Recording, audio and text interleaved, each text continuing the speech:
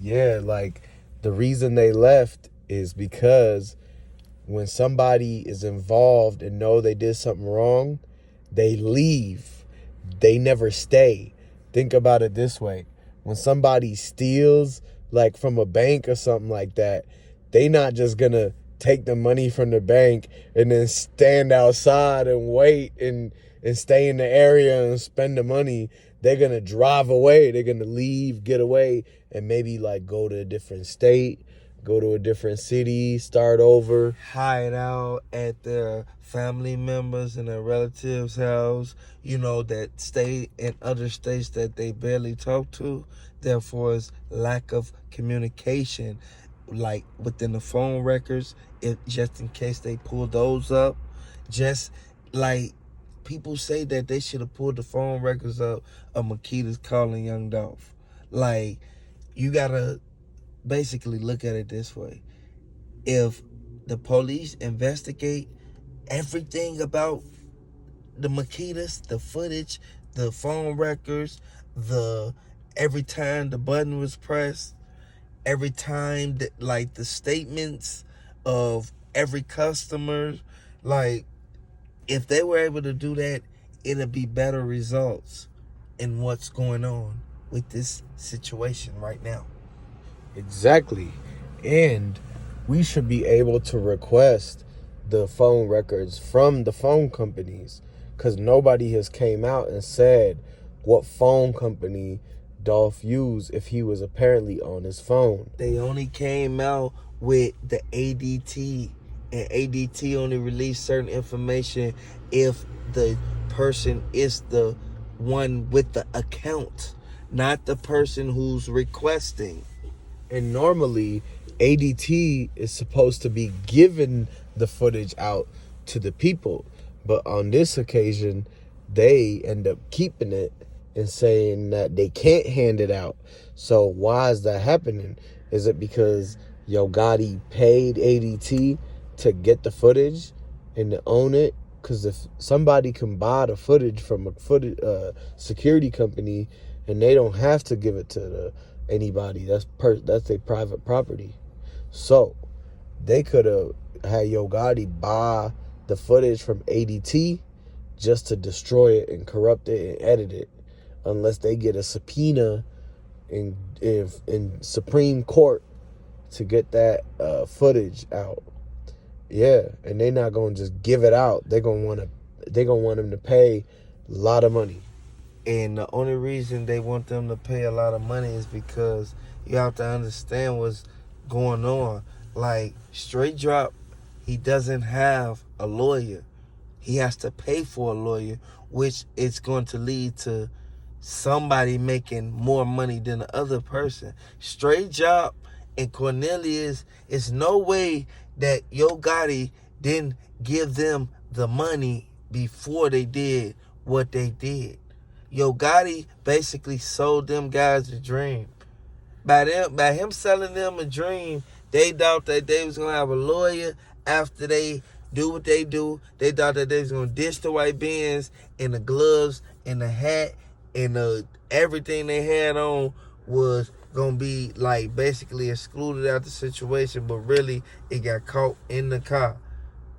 Yeah. Like, you gotta look at that. You really have to look at that, because if you don't take that into consideration, it's never gonna be an end to what happened, because it's only one thing that happened.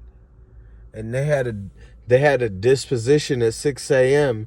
and it said that they trying to move the case to a higher up court level, so that way they take the court case out of Memphis and they take it to Kentucky, where they do the federal case there. Because if they can, you know how like high profile cases, they gonna move it up from the state to like a higher up court, and from a local court to a state court. They could move it from a state court to a federal and get a federal judges. And remember how people, that's how cases end up in Supreme Court, is because they move them up. But in this case, the last lawyer that said that, they said, I can't represent you, Straight Drop. But the last lawyer told him that the only way he could get out is if they move their court, all that, to a different state. That way they could get a lawyer from that state in that area that's not gonna be afraid of representing them, because the It's ones not in gonna Memphis, be a risk, basically. yeah, because of the ones in Memphis, they could get a target on their back because you could look them up in the public records. But if they get a lawyer from Ohio, and if they take the case to Ohio, then the Ohio lawyers or the Ohio CMG lawyers ain't gonna be scared, because then they can use ESTG lawyers. You know, ESTG got signed out of Louisville, so in Kentucky is close to Ohio, and so ESTG got lawyers in that area that they could use if they can strategically move the case to there. And they'll be able to represent them without a reasonable doubt, for the simple fact that once Straight Dropping Cornelius get in the courtroom in Kentucky, everybody know that he's covered. Like, that's why he's really, he doesn't really have like too much say so, but he really wants to petition to move from Memphis, because Memphis has different, like, the whole curriculum is different from Kentucky, and Kentucky is more lenient to guys who really made bad mistakes in their life. Like, yeah, and the thing is too is that ESTG signed to Yo Gotti, and he's been quiet because they know that they can use his lawyer to get this whole, if they can get that case moved over there.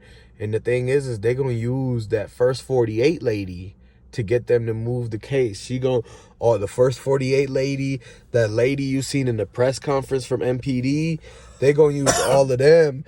And the DA that knows Yo Gotti baby mama, they're gonna use them to actually convince the judge to move the case to a different state. And if they could do that, then the RICO can't catch the ESTG lawyer, because he's going to say he was never in Memphis and was able to collaborate in any kind of RICO activities that you would once think that people will have involvement in if you were in a group that was doing things like 6ix9ine and them, right? But now, ESTG lawyer, he never had no big cases.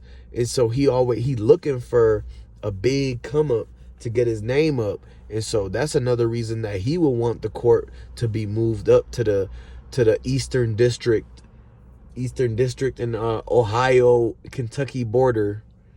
So that's what's going on. And that's why they was going towards Indiana when they got caught, because they was going to meet ESTG lawyer near the Indiana, that border. Remember, he was caught at the border truck stop.